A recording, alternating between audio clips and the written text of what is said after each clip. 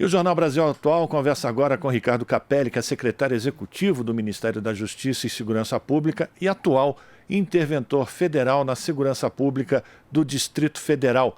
Muito bom dia, Ricardo. Bem-vindo aqui ao Jornal Brasil Atual. Como está você? Bom dia, Rafael. Bom dia a todos que nos acompanham. Prazer falar com vocês. Prazer é nosso também. A gente esperava falar com o senhor de outros assuntos. Infelizmente, ainda é um assunto muito candente para todos nós, que foi a tentativa do golpe no dia 8 de janeiro. A gente já está falando que foi exatamente isso. Inclusive, o presidente Lula, na entrevista de ontem, ele mais uma vez reafirmou que, na visão dele, o que foi tentado no Brasil naquele domingo foi uma tentativa de golpe.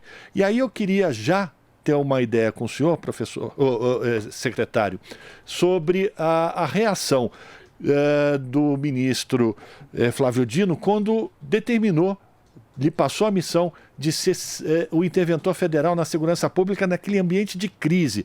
E eu fico imaginando qual que era a sua... O senhor já tinha participado de alguma forma em processos de intervenção de segurança, cuidados de formação de, enfim, gabinetes de crise nessa área? Como é que o senhor recebeu essa missão do ministro Flávio Dino e quais foram as suas primeiras ações? Bom, as primeiras ações nós sabemos, o senhor já foi para o campo e reuniu os líderes das polícias, mas como é que o senhor se sentiu no momento em que foi dada essa missão ao senhor?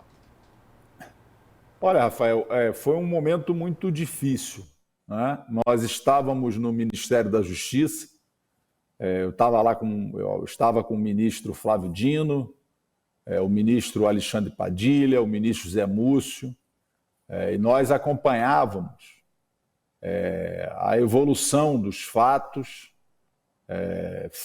inaceitáveis na história da República, da democracia brasileira. E naquele momento não cabia, não existia tempo para muita reflexão, para muita análise, era um momento de ação, o momento exigia ação. Então, assim que saiu, que o presidente Lula assinou o decreto me dando essa missão, o ministro Flávio Dino me orientou expressamente: entre em campo, assuma o comando das tropas, e para que a gente possa normalizar a situação. E assim foi feito.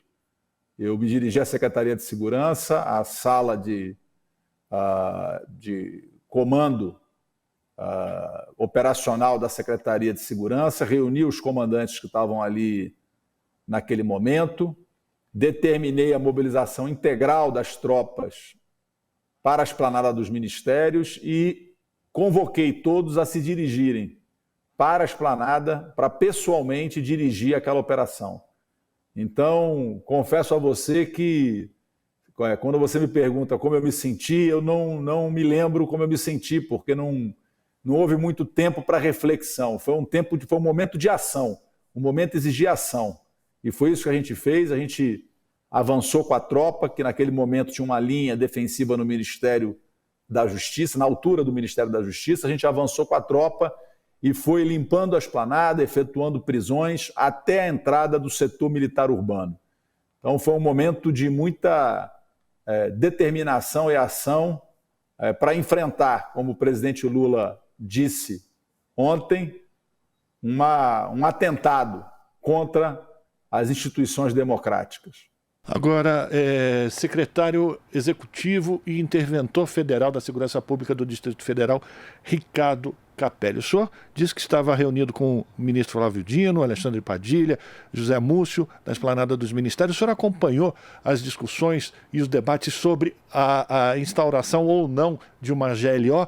Como é que foi dada essa discussão entre definir que haveria apenas uma intervenção, apenas como se fosse pouco, uma intervenção na segurança pública do Distrito Federal e não a convocação da GLO?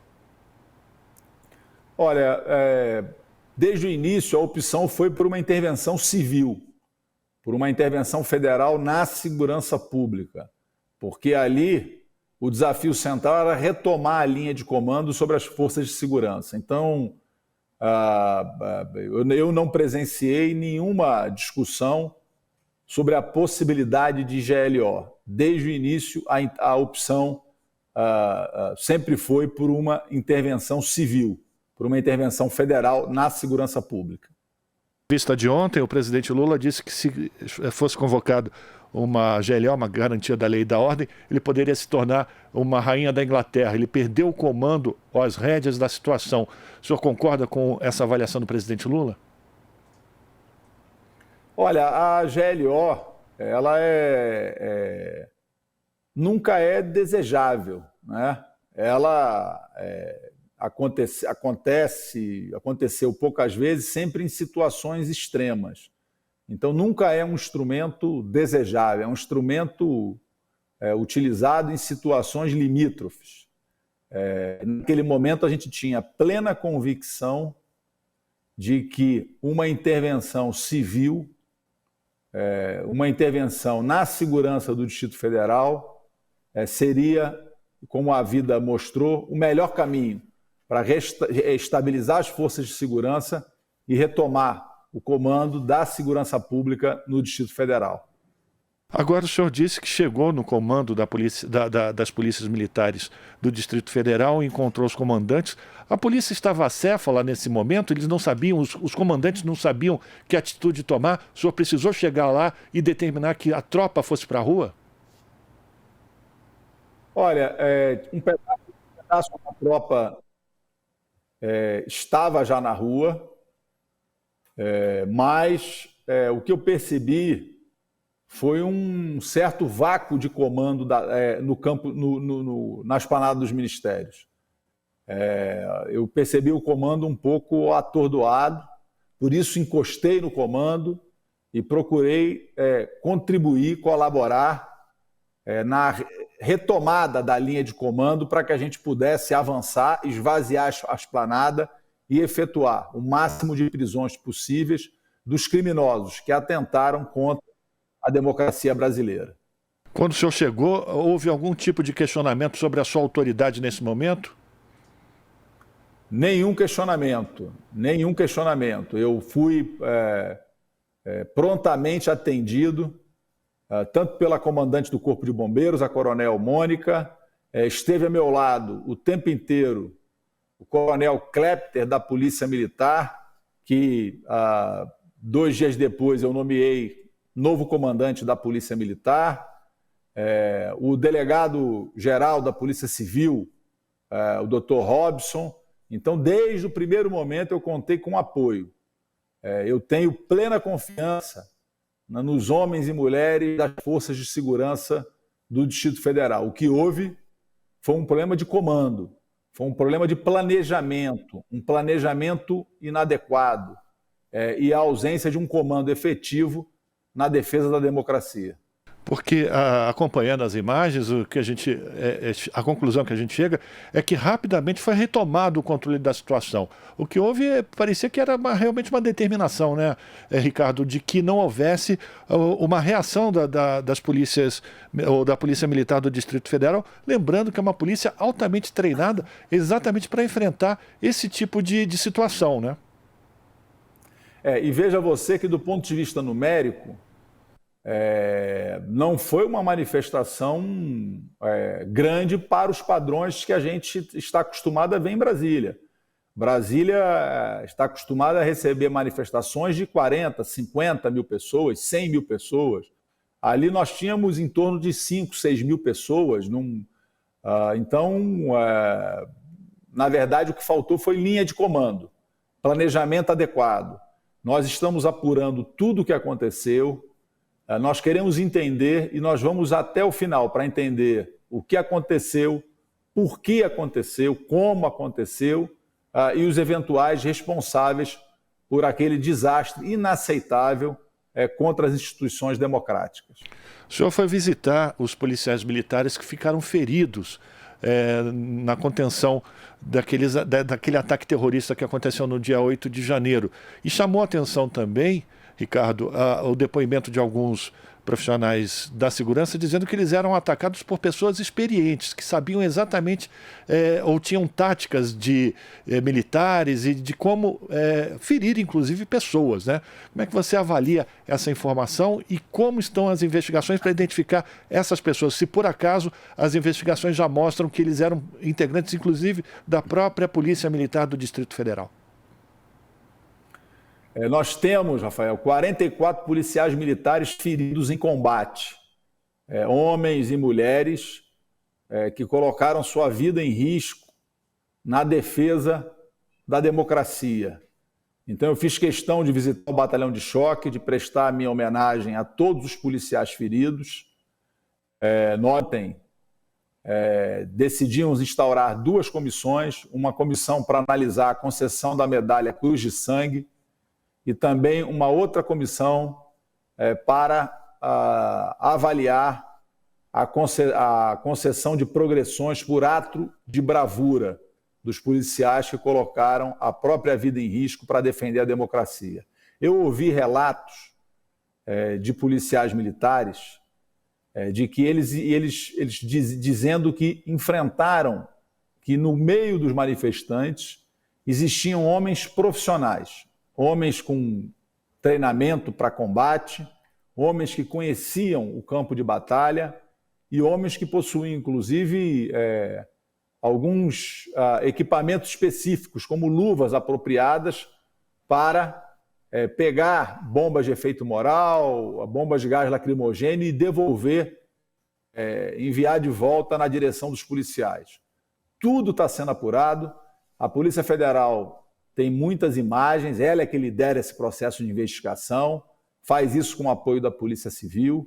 Nós temos muitas imagens e todos aqueles que cometeram crimes no dia 8 serão identificados e punidos na forma da lei. Agora, eu queria ter uma avaliação sua, Ricardo, também de um outro momento que a todos nos pareceu muito tenso, que diz respeito à proteção que o Exército, o quartel-general, realizou, impedindo a chegada da Polícia Militar do Distrito Federal atrás dos terroristas que foram se abrigar novamente naquele acampamento. A reunião ou esse encontro ele foi tenso? Houve realmente um pedido do Exército para que não houvesse a interferência da polícia naquele momento? Olha, eu recebi ponderação, houve uma ponderação do general Dutra, comandante militar do Planalto. Havia uma preocupação de que uma entrada no acampamento na noite do dia 8 pudesse causar confrontos, distúrbios, quer dizer, incidentes indesejáveis. Já era tarde da noite e o general ponderou que o mais adequado seria que nós entrássemos no setor militar urbano e desmontássemos o acampamento na manhã, nas primeiras horas do dia seguinte. E assim foi feito. Às 6h30 da manhã do dia 9, nós entramos, claro, sempre em harmonia, em absoluta cooperação com o Exército Brasileiro. Entramos, desmontamos o acampamento, encaminhamos todos os manifestantes para os ônibus que foram levados à Academia Nacional de Polícia Federal, onde foram identificados, autuados em flagrante e presos. O mais importante é que a gente cumpriu o nosso objetivo, que era desmontar um acampamento que funcionou como uma incubadora de planos golpistas, planos para atacar a democracia brasileira. Agora, Ricardo, você disse que não foi feita essa ocupação ou a desmobilização desse acampamento para evitar a possibilidade de um confronto generalizado.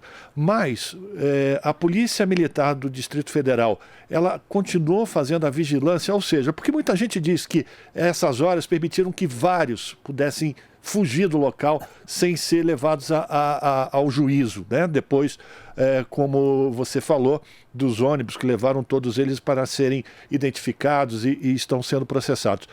Houve um trabalho de inteligência da Polícia Militar para tentar identificar possíveis pessoas que tentaram sair desse acampamento durante a madrugada? Olha, eu tenho muita confiança no trabalho da Polícia Federal. A Polícia Federal está fazendo a maior mobilização de peritos da história da instituição.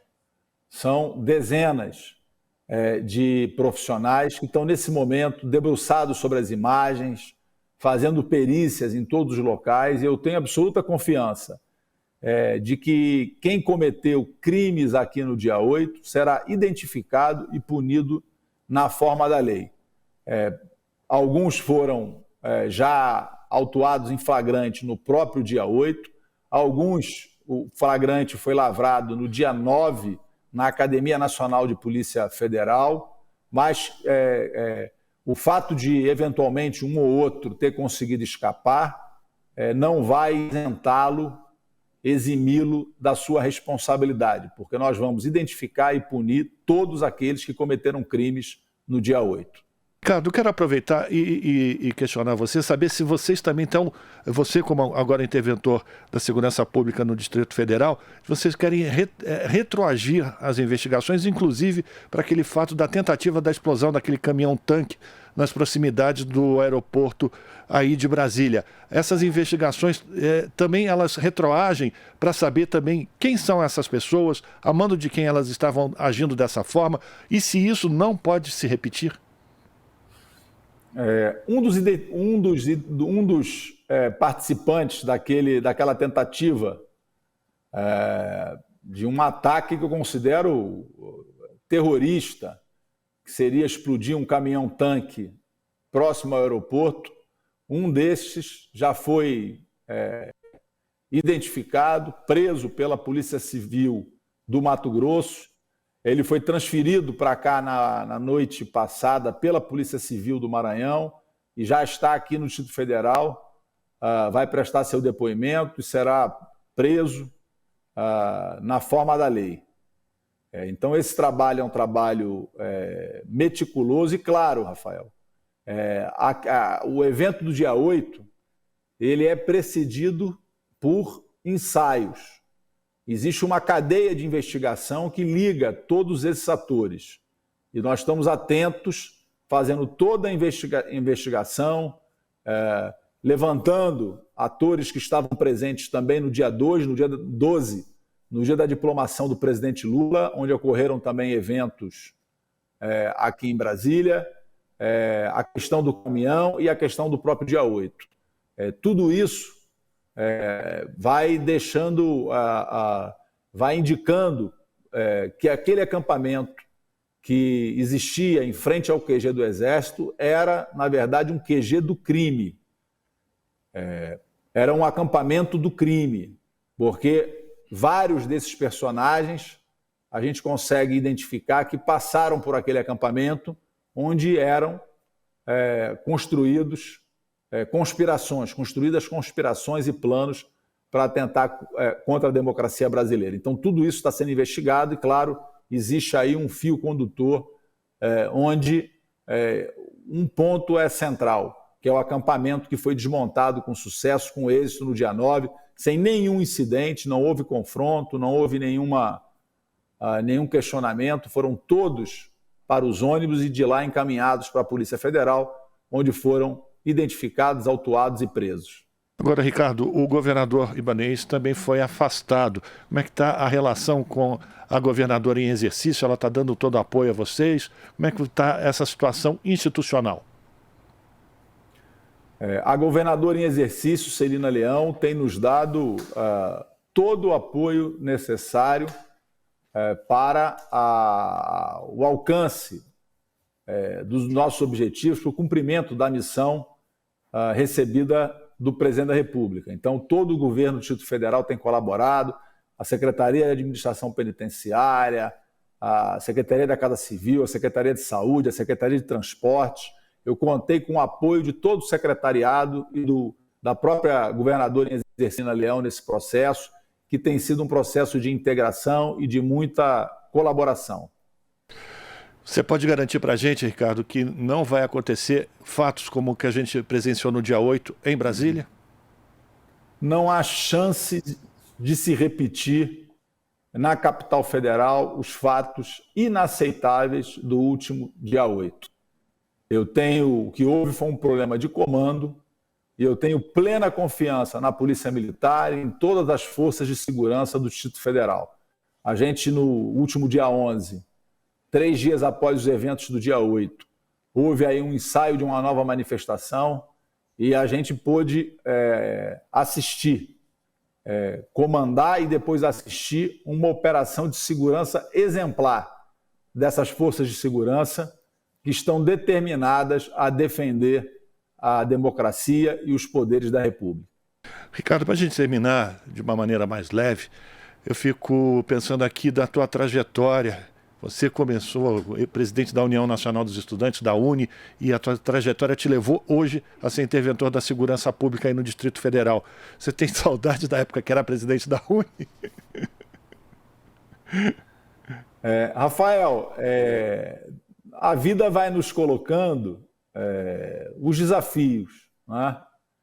Mas desde a presidência da UNE, eu fui presidente da UNE no século passado, já tenho um tempinho, e me orgulho muito disso. Eu tenho 23 anos já de atuação na administração pública brasileira, fui secretário municipal, fui secretário estadual, fui secretário nacional, trabalhei nos 2 governos do presidente Lula, trabalhei no governo da presidenta Dilma, mas tenho muito orgulho de ter presidido a União Nacional dos Estudantes, que é uma referência da luta democrática desse país. A UNE esteve na linha de frente na luta democrática contra o nazifascismo. A UNE esteve na fundação da Petrobras, na campanha do Petróleo é Nosso. A UNE, junto com o saudoso Brizola, com o Jango, liderou a campanha da legalidade, esteve na linha de frente da resistência democrática durante os anos de ditadura militar no Brasil. Então eu diria para você, Rafael, que o que eu estou fazendo hoje é o mesmo trabalho que a União Nacional dos Estudantes fez e faz ao longo da sua história, que é defender o Brasil e defender a democracia brasileira. Bom, Ricardo, eu só quero deixar aqui, ao final dessa nossa conversa, o nosso compromisso também de defesa da democracia.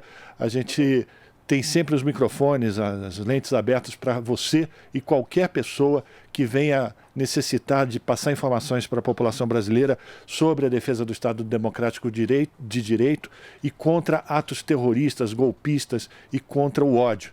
Eu agradeço a tua participação aqui no Jornal Brasil Atual e, mais uma vez, estamos à disposição.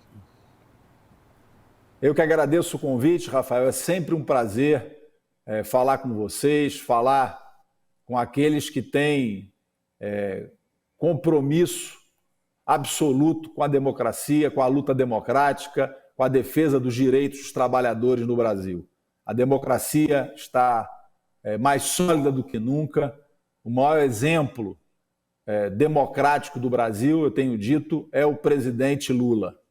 O presidente Lula perdeu as eleições em 89, perdeu as eleições em 94, perdeu as eleições em 98, cumpriu 580 dias de prisão, uma prisão construída a partir de uma farsa construída por um ex-juiz que usava a toga para fazer política, mas o presidente Lula perde 3 eleições, cumpre 580 dias de cadeia de forma injusta, mas jamais, ao longo de todo esse processo, jamais convocou a população brasileira ou a militância a atacar os poderes constituídos da República.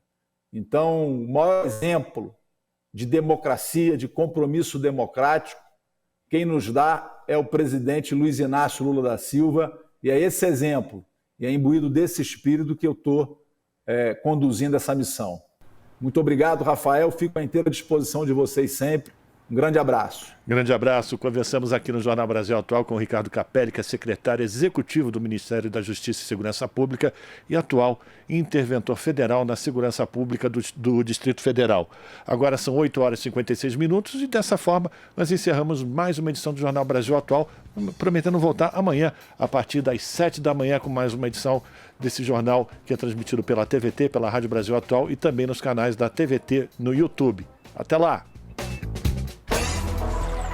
Você acabou de ouvir Jornal Brasil Atual. Movimentos sociais, política, direitos humanos, economia, mundo do trabalho, cultura e prestação de serviço.